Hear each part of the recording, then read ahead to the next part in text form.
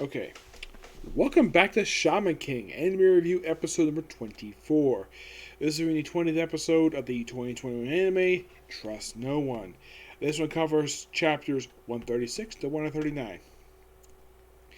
Now, I should point out that this is the last of the, well, catching up with episodes. This is the last one. I thought that maybe, like,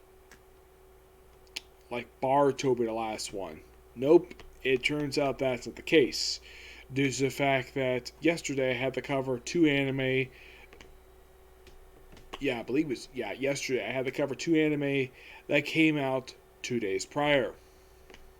Yep, but now I'm covering something that came out 2 days ago Shaman King.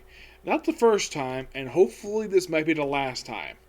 Why get the cover? Why get to cover this series not on the correct day? Alright, this episode covers chapters 136 139. Mostly put the changes they make with some camera shots changes, and they cut some dialogue in here. Like, there's a bit of dialogue they cut here that mentions the Persian Gulf War. Yes, they seriously mentioned the Persian Gulf War in the Shaman King manga. As far as I know, this is the only manga to ever mention that war. But in the anime, there's no mention of it at all. They completely cut out basically that particular mention. So we have some slight wording changes here. Like usual, of course, we have wording changes. Now, we pick up where we left off last week where Yo is talking to Lisenberg, where he checks up on him, says he's okay, and then he goes to leave after he sees a bruise mark on Lisenberg's shoulder. Implied he was whipped. Or at least he probably received some lashings. Because the X-Laws are a very violent organization. And he's about to leave, and then, of course, Marco shows up and pulls a gun on him. His big, humongous Robocop gun. Yes, it looks like the same gun Robocop uses in the movies.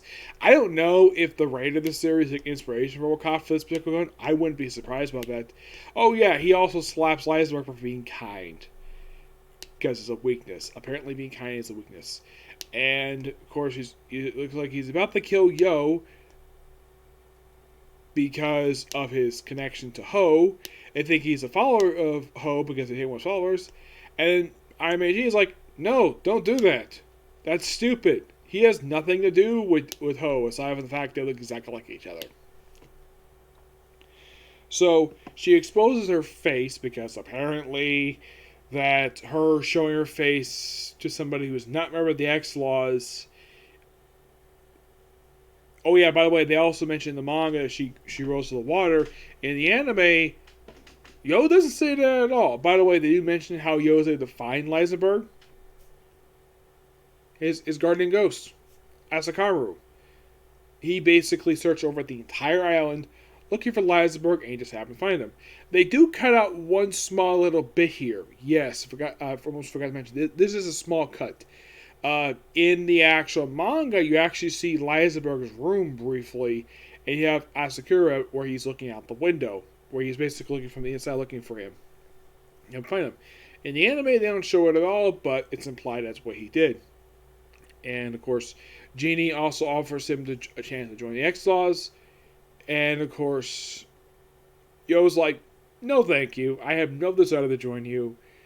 Mainly because his fiancée would not allow it, and two, he doesn't like how the X-Laws do things. And of course, then she just closed the face up, and her face starts, and the face of the Iron Maiden starts bleeding tears of blood. One or two times in the episode that the thing does this. And, like, she allows him to leave, despite the fact he's leaving as a foe, not as an ally.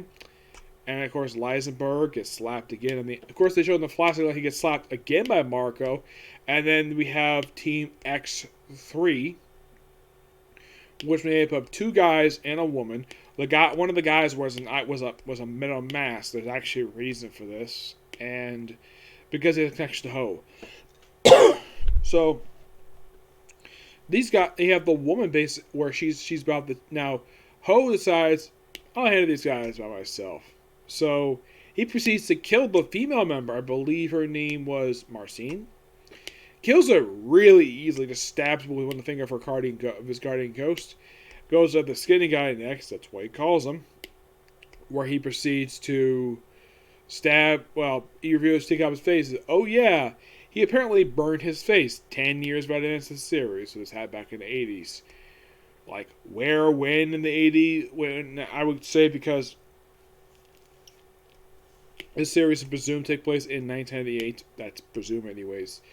Like, when did this happen, or how the heck? Now, Ho probably did this because of his guardian ghost. Fine. Like, why did he decide to harm this guy? Don't know. They never go into it.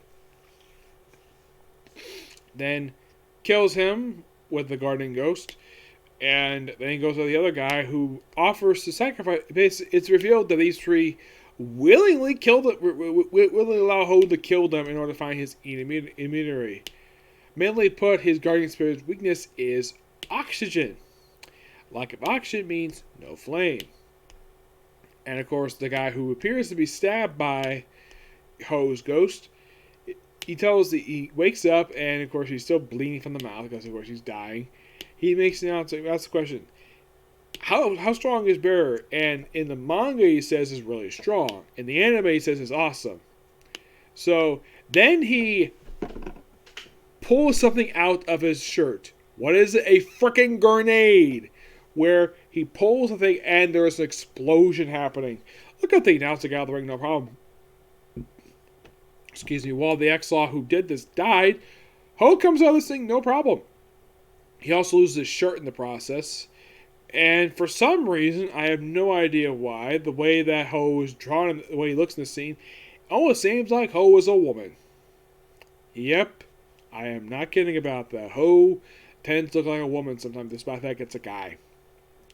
That's one of the weirdest things about this. Also, before this fight happens, we see three female members of his, I think his name is the Hexagon, I believe it is. The three female people, members of Ho's followers, who easily wipe out their opponents in like less than 10 seconds. Apparently this happened off screen.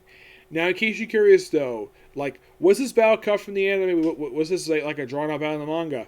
No, exactly. This is exactly how the manga. Now, the flashback scene of Leisberg once again being slapped at Marco, that's complete anime original. Like, this flashback did not happen in the manga, and I appreciate the anime adding this in because, well, if this was now in the 2001 series, you would not see this very much. You might see occasional. You might see us not this much per se, but here, perfectly fine because the anime is following the manga really closely, despite the fact they did not adapt chapters 3 through 5. I still don't know why they didn't adapt those 3 chapters. And with this episode here, we have exactly 131 chapters to go to be adapted for the series. I was kind of hoping to go to chapter 140 for this one, like the last episode with 130, 135. This will cover only 4 chapters. I'm not really sure why, but that's basically how it is. Is it a good episode? Yes, it is. It flows really well. The only thing I don't like about it is basically some faults. It's mostly, when it comes to the anime itself, it's mostly some faults of the manga. Like, members of the X-Laws, they don't really explain to you with backstories at all. And I don't fault the 2020 anime for this. I fault the original manga for this. That's actually its fault for not explaining these characters' story. Let's see.